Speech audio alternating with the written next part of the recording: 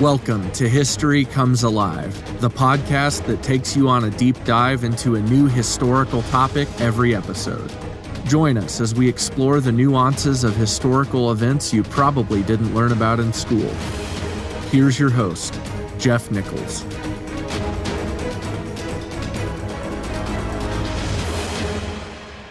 Welcome back. We've been working through the various challenges that the Puritans faced after the Pequots were destroyed. We first looked at the threat or perceived threat of my antinomio. Then we looked at Samuel Gorton and his followers.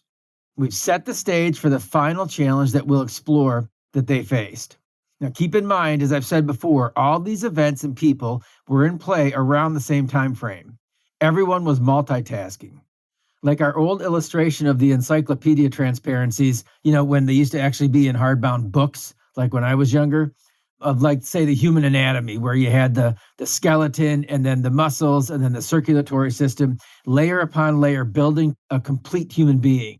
That's how we're looking at these events. But we're looking at them separately so that we can develop at least a little continuity within each narrative. But it's important to note that these events were happening simultaneously. Things were moving pretty fast. Just like in our day, sometimes it's hard to work through all the big situations and historically relevant things. Not just that we're living through, but just how many of these things are happening with the same players in charge. In our Constitution, our governmental makeup, administrations come and go, but the people largely remain the same for long periods of time, whether as the leading party or the opposition. And that can be good and it can be bad, but it's always been this way. So we want to be sensitive to the rapidity of these events. They're hard to keep track of just working through them chronologically. Imagine the energy that they took to live through them. So from a political angle, we've developed the native problem and seen it through resolution. We've developed the English threat, resolved that. The final threat or challenge to the Puritans, assuming total control over a certain geographical area, can be seen as a religious thrust, an ecclesiastical challenge. But I'm not so sure, really, like so many religious movements and positions of our day. The controversies that we'll look at today was more political than religious, in my opinion. It smacks of hypocrisy. It seemed disingenuous. I will say it does not seem like very many people want to take this subject on head on. A lot of the books and the sources that I've used have really helped to define or redefine a lot of the popular history. I mean, they sharpen it, but maybe this hits a little harder, a little too close to our heritage and comfort zone. Maybe people avoid it because it's boring. Maybe because everyone seems a little uneasy about religious talk. But it's part of the fabric of every culture, and it shouldn't be avoided. The merger of religion and politics is a constant in human society. To view parts and shades of our history from the lens of religion helps to enhance our vision. It helps to understand. It helps to make better decisions ourselves in the world that we live in. And I'll say this episode is a little more difficult, only because I fear the subject matter will turn people off before they actually listen, or the content will rub some the wrong way. I mean, I'm not comfortable with some of this. The facts of history sometimes can make us a little uneasy. It can challenge our sense of identity. But if we want to be good historians, and if we want to learn and process information, learn how to process information to make better decisions in the day in which we live, we sometimes need to be made a little uncomfortable. And I'm working through this material in the same fashion as I have been, and trying to let the documented people, places, and events tell their own story. Is there some license? Yes. Anyone doing something like this is lying if they say otherwise. But license is not synonymous with deceit. It's not embellishment. It's not rewriting the facts of history. Some of this material is pretty common. Some of this material, not in this episode, but in next week's episode, will be pretty unique to one particular source that I was using. And I'll mention that next week as we work through that material. And those are the controversial parts. But they do make sense, and they follow the same pattern of activity as so many of the other actions that we've discussed when it comes to Puritan polity. The idea of friendly and only sometimes hostile evangelism among the natives defies logic. I mean, this was a clash of cultures, just like the politics was. This was a clash of cultures where one had a significantly lopsided advantage, or advantages, and they used them. We're going to cram a lot into this episode. I mean, we're going to see how this goes, right? It's moved from a one episode to a two-parter, but it's necessary, and I think you're going to agree when it's all said and done that it's necessary. I will say I enjoyed this episode, but I'm really eager to get to the commerce building and the internal expansion of the Puritans. They were quite impressive in what they accomplished, either because of or in spite of what was going on in England. I mean, we'll talk about that as we move forward. By the time the Restoration would take place, about 20 years from our current place chronologically, New England was a very different place, already developing some of the hallmarks that would propel their descendants to the Revolution. These guys had very little currency. They had no developed industry. They had few trading partners. The natives were a limited source of developmental wealth in New England, but they were essential for survival. The Europeans required cash, recognized currency to buy and sell. I mean, where did that come from? How did they solve all of these problems and quickly with very little outside help? How did they become so independent so quickly? That's where we're heading. That's where we want to go, to that place that looks and feels like colonial America. And we'll get there just after this brief look at the final obstacle. And this one cost them reputation in England. This one could have cost them their emerging empire. So anyways, enough prattling.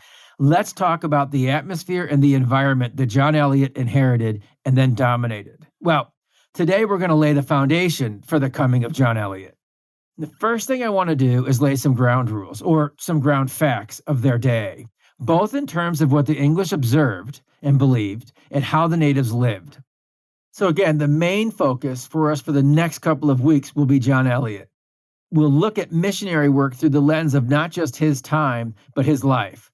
Religion and missionary work was political for both the natives and the English, and I think the story of John Eliot demonstrates, highlights, and illustrates that really well. So from a Puritan standpoint, as we've discussed previously, the natives were believed to be the descendants of the 10 lost tribes of Israel. I mean, there's books written about this by the Puritans. So Joseph Smith of the Latter-day Saints was not original or alone in that concept. The idea of missions or conversion was political on many fronts, as we'll see. But for the natives, the politics of it was influenced by the fact that most areas of asset or wealth for the native was subject to gifting to the sachem. Land transactions usually had both the owner and the owner's sachem on the deed. Even common utensils and tools could require some sort of payment to the sachem. And some natives may have been enticed to the work of the missionaries to escape these payments. The Puritans recorded that the natives were honest and trustworthy in many ways. They were good citizens in their communities, but for two distinct areas.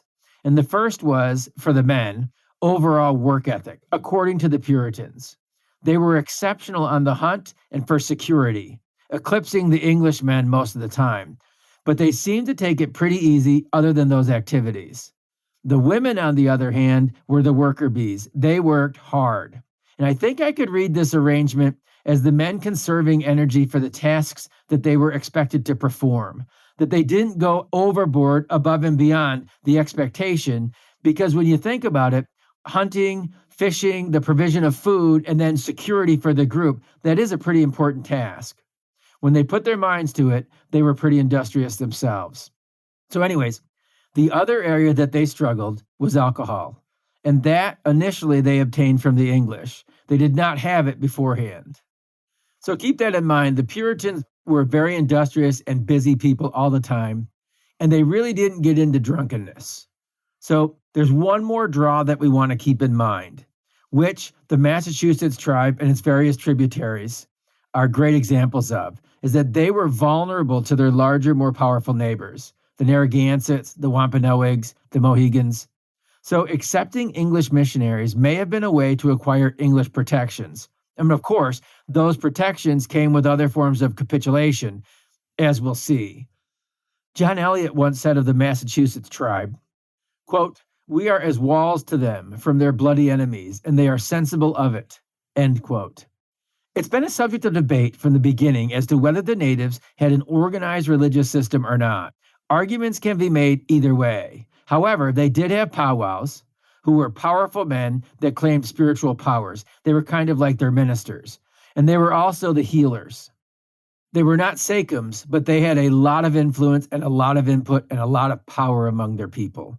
And the Algonquins believed in a life to come. They believed in a paradise of sorts. What they did not do a whole lot was pray. And this became an important distinction because those that claimed conversion would come to be known as praying Indians for both the Europeans and the natives themselves. As we know, the times were tough in England in the 1600s. There were many competing groups for power, and one way to keep your ability to worship freely, the way you saw it, was to form a colony. Because the spreading of your colonial wings would strengthen, the nation, the sending party. And remember, these guys are only about 100 years into the modern nation state, the way that we understand it today, less than 100 years. And so you wanted to have colonies, and the development of the mercantile system where you're trying to control all of the assets, all of the trade, all of the finished goods in a very closed system and keeping everybody else out. So the sending nation, they want as many colonies around the world as they can to make sure that they can get as many of the natural resources as they need to create the finished products that they can then sell at exorbitant rates to other European competitors. Do you understand that? So even though religion was very divisive in Europe, it was a great way to have an excuse to colonize. So evangelism was a basic justification for colonization, and the Puritans justified their activity this way. The Massachusetts Bay Charter stated, quote, "Win and incite the natives to the only true God and Savior of mankind," end quote. The seal of Massachusetts Bay depicted an Indian pleading, quote, "Come over here and help us," end quote. And especially because of their ecclesiastical mindset, that is no doubt a reference to the Apostle Paul's call to Macedonia in the book of Acts in the Bible, as he was on a missionary journey himself, where he has this vision of a Macedonian man beckoning him to come and help them. So King Charles proclaimed that evangelism was, quote, "the principal end of this plantation," end quote. So right out of the gate, there are high hopes and high expectations for the Puritans beginning their colony.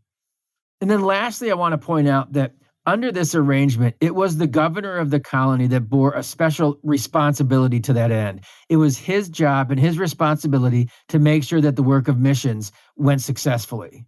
So we want to understand then, in light of this arrangement, there were Anglicans and Catholics and Baptists and Quakers and Puritans. And among the Puritans, and they're all competing, right? But among the Puritans, there was, among other men that believed, solidly in the work of missions, men like Richard Highcliffe, Walter Raleigh, John Smith, Francis Higgins, John Winthrop. I mean, all of whom we've talked about at some point in this series. These were most prominent men. But there's one exception of prominence in our storyline, William Bradford of Plymouth, that wasn't so big on this, that didn't push it quite as hard. I mean, you got to understand, the Pilgrims, these guys were the original separatists, right? So in the end, it seems like almost all of it was nothing but a mixture of politics and religion, with politics getting the better portion. For most groups, the idea of missions or conversion revolved around nominal responsibility. There would be the sprinkling of water for baptism and the raising of the cross. There were language barriers and cultural barriers. So maybe these efforts were genuine, but they were not quite the program the Puritans envisioned. They did not quickly get into the game, regardless of what the expectation of the king or the charter or the seal said. So we can give them some latitude, but they soon understood that they were under the gun to get moving. Well, as we've seen, they've been quite busy establishing themselves in other ways. It may have been easier for the Jesuits, the French Catholics, because the French in general, like the Dutch, never really had the concept of permanence with their colonists like the English did, Puritan or otherwise. And so maybe it's easier to get in and get out. You sprinkle some guys with water, you throw a cross up, you build a crude building, and you move on. It was not until well into the 1640s that any real Puritan evangelism can be recognized. There are the stories of Squanto and Hobomok that we covered in the Massasoit series. And there was another early native who was certainly interested in the English ways, and his name was Sagamore John. It was 1632. He loved the English. On one hand, it must have been hard for the natives. I mean, they had really been hit hard by plagues, And then these newcomers show up, and they don't appear to be hit hard by plagues. I mean, they're small in number, and they're not really suited for the task of building a community in this terrain, and they needed a lot of native help. They seemed weaker, but the technology that they brought with them gave them more than just a slight edge. So I can understand why a guy looking at this situation may be tempted to switch sides, maybe out of self-preservation, maybe out of genuine interest in the English faith, or just an appreciation for a confident society when his was maybe not so confident. Anyway, Sagamore John loved the English and the English ways. He wanted them for himself, but sadly, he never fully committed to them because of the grief that he received from the other natives, and he regretted that. On his deathbed, he said as much. He was recorded as saying, quote, "I was afraid of the scoffers of these wicked men," end quote. And he was sorry that God was mad at him. And that right there can easily explain the lackluster missions work as well. The natives that embraced the English religion were immediately under severe pressure from their fellow countrymen, Sachems included. Even those friendly with the English, like Uncas and Massasoit, were aggressive toward evangelism. Maybe because of tradition, maybe because of the power of the powwows, which was definitely negated and neutralized by English missions.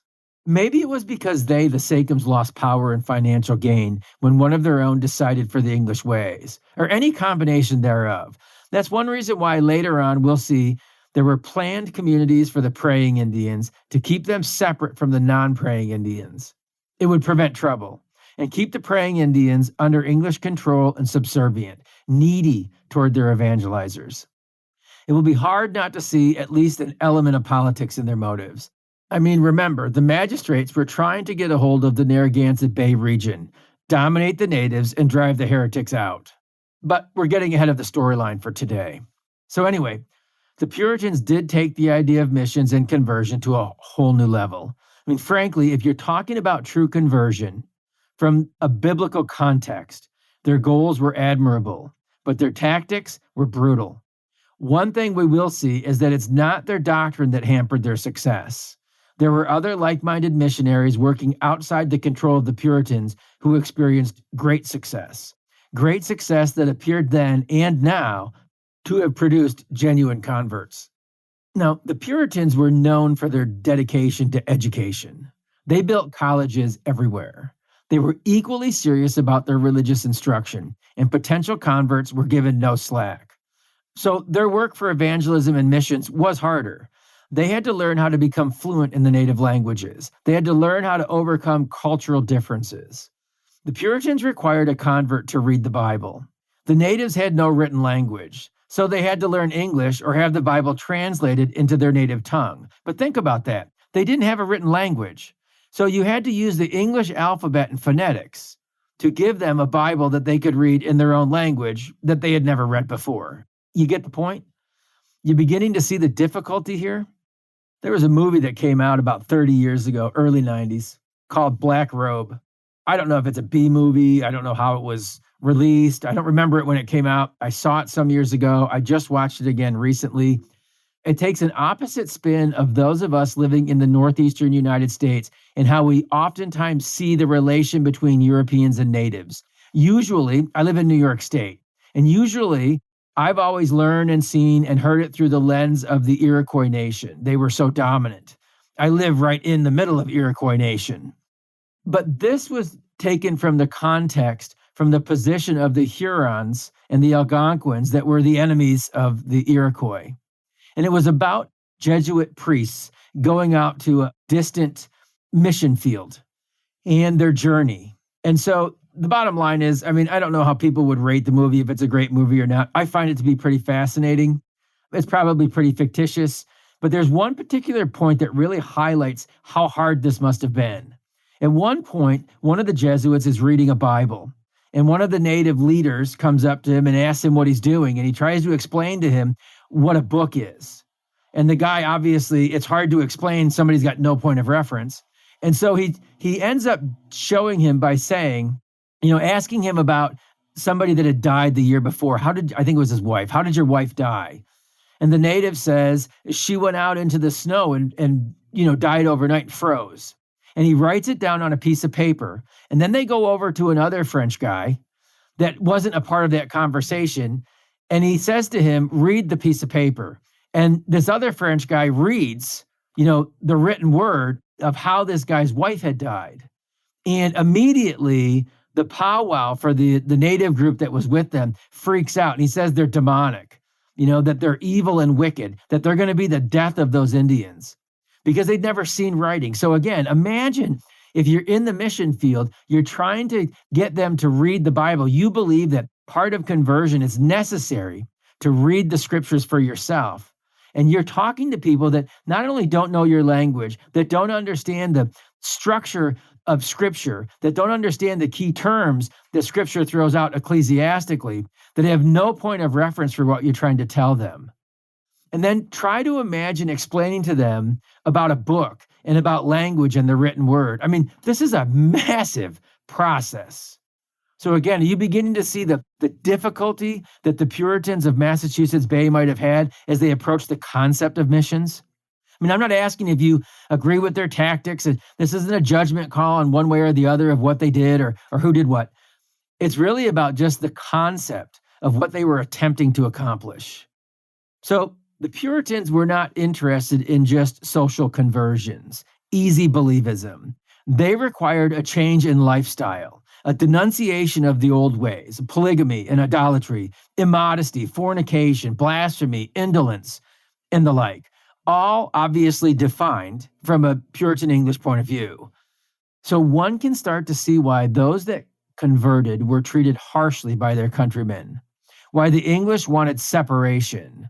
It was a radical change, which could also lead to conflict and discord. And besides, if the Puritans separated the praying Indians from the non-praying Indians, there was a lot less likelihood that they would go back to their old ways. So the thinking went. So add to that the ministers of the 17th century were expected to render all their energy to their own flock, not to other people. I mean, after all, it was their own flock and congregation that had called them to the ministry, right? So you've got congregationalism among separatists and remote communities. This is a tough situation. But the makeup of the Congregationalism of New England is like a whole other discussion. Maybe we could do a whole series on that. It is a fascinating thing to work through. But at any rate, in 1642, Thomas Letchford noted that there had been no official activity to learn the native language or to convert them. And again, remember, the king was keeping an eye on them. The charter said they were supposed to. The very seal that they used for official business said that they were supposed to. And it was about this time that John Winthrop lamented, quote, "It is a scandal to our religion that we show not as much zeal in seeking the conversion of the heathen as the papists do," end quote. And you can also translate that here. The papists largely were French Jesuits. And so you get a feel of the nationalism that had been growing in Europe and in England.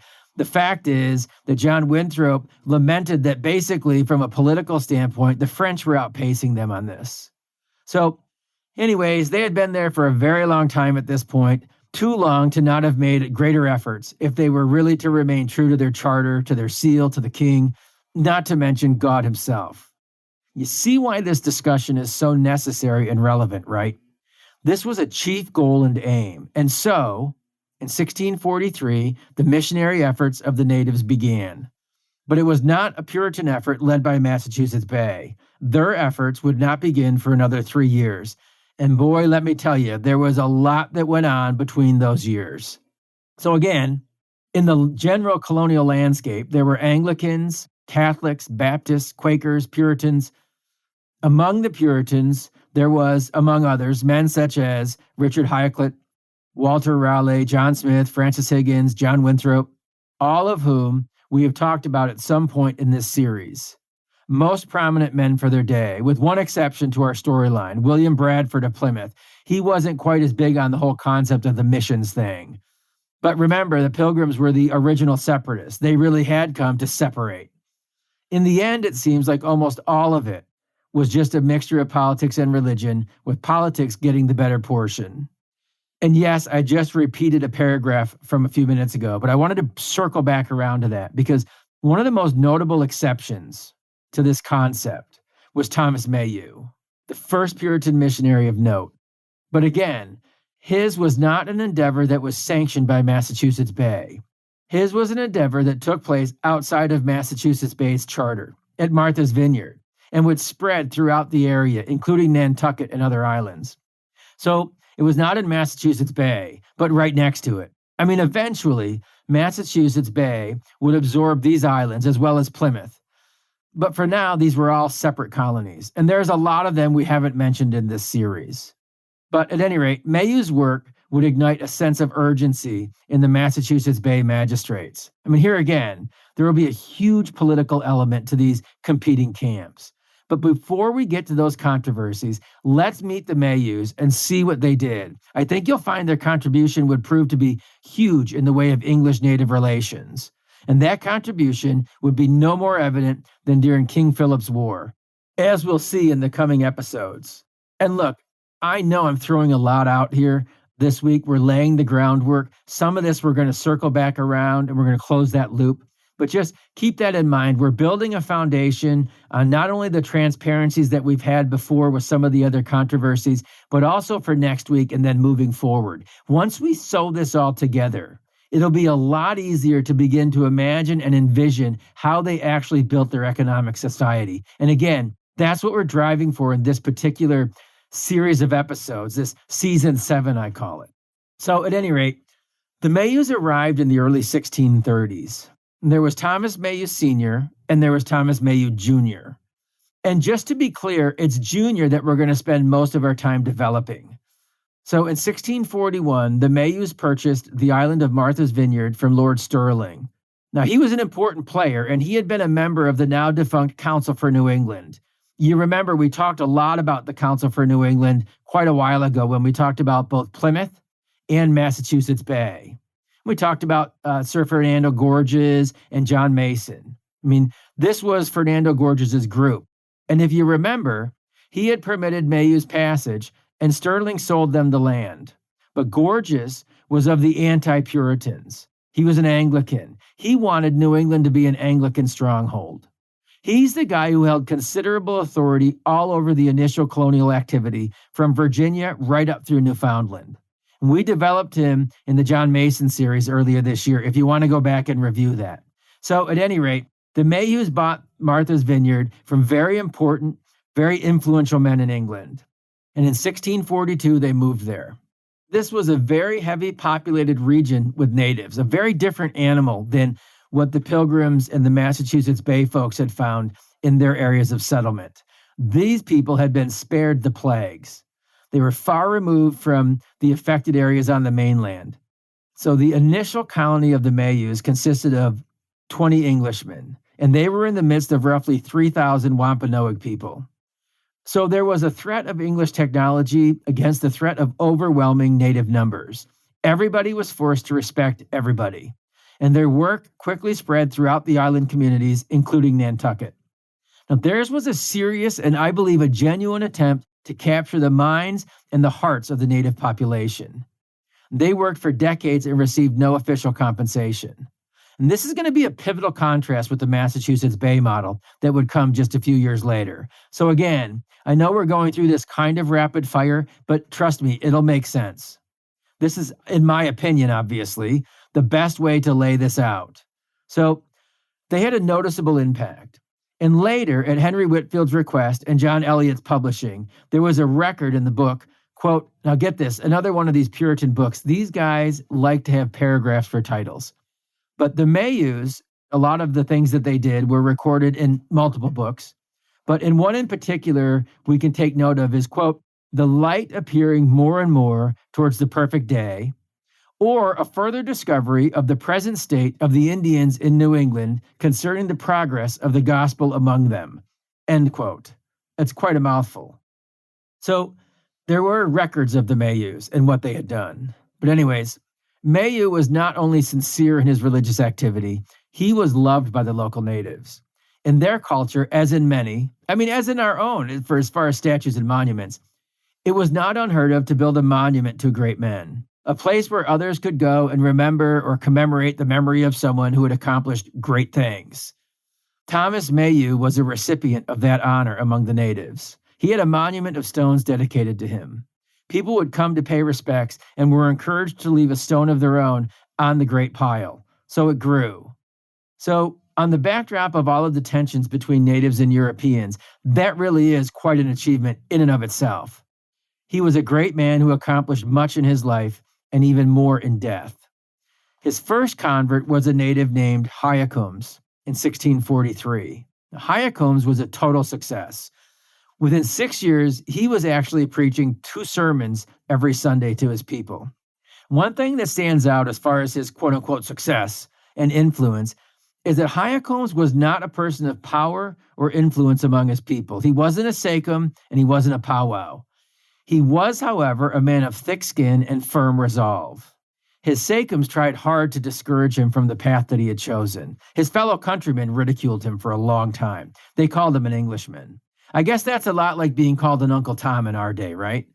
So I want to ask you then, when you put yourself in the position of a Hyacombs, or the leadership of the natives, or frankly, even the English that just showed up. I mean, do you like it when your leaders and your peers abuse you? Do you like being mocked and ridiculed by those you're most comfortable, most familiar with? If you're like most people, you don't. I mean, a lot of times people will say, I don't care what people think of me. I think that's a line of bullshit. I really do. I do care what people think of me. I want to be judged accurately, though. If you don't like me, I want you to not like me for something that I've actually done or said, or from a position that I actually hold. Don't assume that you know. Don't assume because you heard something that I said, or you heard a particular position on something, or I hang with a certain group of people, or I do certain things for activities. Don't assume that you know who I am. And I think when it comes down to it, most of us are like that. We do care what people think of us. We are affected by that. And so too with Hyacombs. Think about the obstacle that he had to overcome. Within a year or two of these guys showing up, he gave them his allegiance, forsaking all other things that he had known before. That's a pretty tough character. I mean, I haven't read a book on Hyacombs. I don't know how much writing and literature there is about him, but that in and of itself is a pretty interesting thing to me. So this must have been quite a man. Anyways, Hyacombs excelled in a most peculiar way. You know, in the midst of all of the ridicule early on, especially in a community that was superstitious, or maybe because of the community being so superstitious. Because the first thing that helped to seal his reputation and his later influence was the death of an early tormentor. It seems that there was a very aggressive sachem who had set his face against Hyacombs and gave him a very hard time. Oddly enough, in 1644, that man was struck by lightning and he died. And then later, as some of the plagues finally hit a number of the locals on the island, it hit a lot of people and it scared them. They knew what happened on the mainland. It appears that Hyacombs' entire family was spared the illness. And so his stature grew. These superstitious people saw these as signs or omens. So even in this isolated and remote environment, where the missionary work was done with the utmost of concern and respect, tensions could flare. I mean, again, it's a clash of cultures. You're asking people to change their entire lifestyle, to leave behind everything they've ever known as far as that goes. You see, those natives that embraced the English ways were in effect disavowing themselves of their native heritage, disavowing themselves of their participation in native leadership. They were no longer allowed to be in leadership. But Mayhew's work was a grassroots movement with all of the trappings, the hardship, and the obstacles that one might expect from a genuine, sincere work of missions. And his numbers grew because of it, all along the Martha's Vineyard and Nantucket Islands. And eventually, there were so many converts that he even convinced the local sachems to allow the converts to once again participate in native leadership. His approach may not have always been that gentle in this one area. I mean, some have suggested a very Machiavellian approach. And again, we talked about the influence that the Machiavellians had on virtually all of European society at this point. They all claimed they despised Machiavellian philosophy, but they all appeared to embrace it. And nowhere better have we talked about that than amongst the Puritans themselves.